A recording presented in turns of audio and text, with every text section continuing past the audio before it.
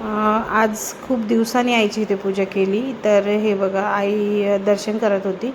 तर म्हणे खूप छान केली, कारण की आईचे खूप नियम असतात. हा देव इथे ठेवायचा, तो देव तिथे. तर माझ्याकडून अदलाबदली झाली होती, पण राहू दे म्हणे, आई छान केली. कारण की खूप दिवस झाला आईची इथे पूजा करून, जवळजवळ आठवत पण नाही कधी केली होती याच्या अगोदर. आणि त्यानंतर मग भैया म्हणे आपल्याला मस्त काहीतरी नाश्त्याला कर. तर इथे मी फोडणीच्या शेवया करते. तर कोणाकोणाला आवडतात अशा फोडणीच्या शेवया नक्की कमेंट करून सांगा. हे बघा, माझ्याकडं हळद तेलामध्ये टाकताना थोडीशी सांडली, म्हणजे चम्मच होता त्याच्यामध्ये त्याचा.